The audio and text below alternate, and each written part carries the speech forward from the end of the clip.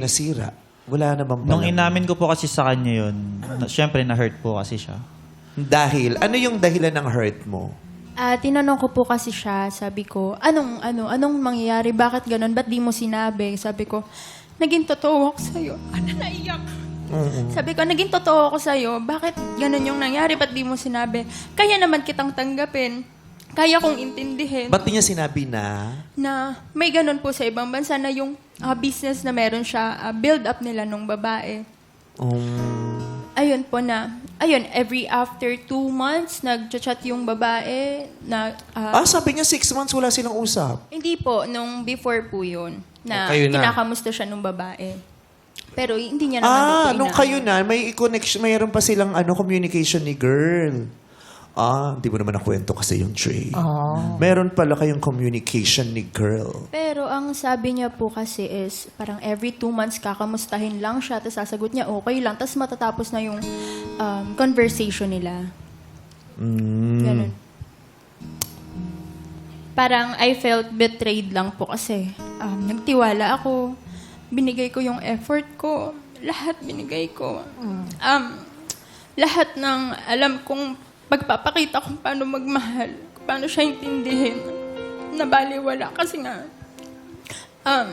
uuwi yung babae. Tapos nung naghiwalay po kasi kami nun, nakipaghiwalay ako, inantay ko siya mag-reach out sa akin mga 1 week, naghihintay ako kung magsasorry siya, kung ako yung pipiliin niya, kasi ako yung kasama niya dito ako yung present Hindi po niya ako ni-reach out, tapos nabalitaan ko na lang po na hinihintay niyang umuwi yung babae.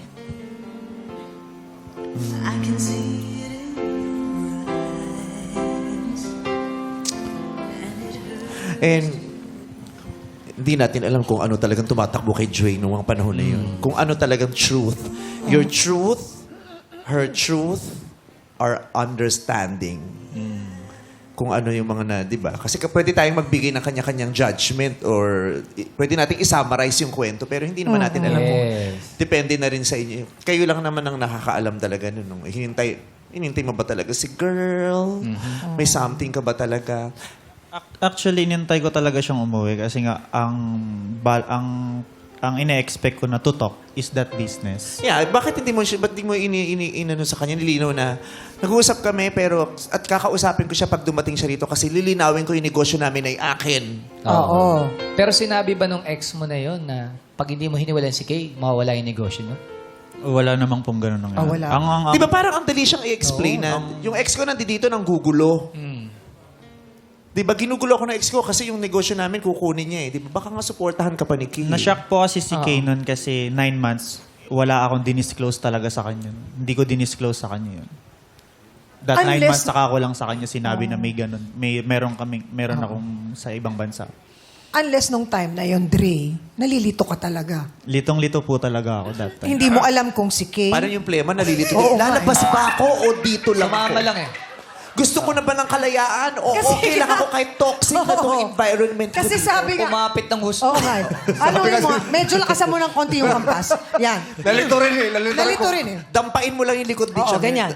Tama yan. Ituloy mo lang habang tinatanong. Dre, so nung time na yon, inisip mo ba, sino ang pipiliin mo?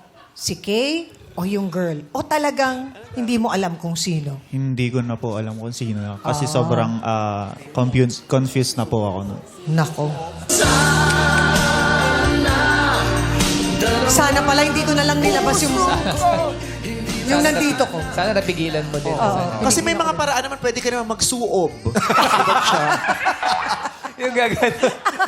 Para malusaw yan, suob lang yan, Chang eh. Para Oo mailabas nga. mo yun. Oy, nauso yun nung Oy, pandemic. oo, lahat ng tao gumawa nung pandemic. Hindi naman nalalaos yun kasi ano siya. Nauso. So ngayon laos na, wala namang magsusuob. Wala naman Kasi siya. dati pag wala akong boss, pinagsusuob ako talaga eh. Pinapakuloan pa yung dahon ng... Ayun, that's sad.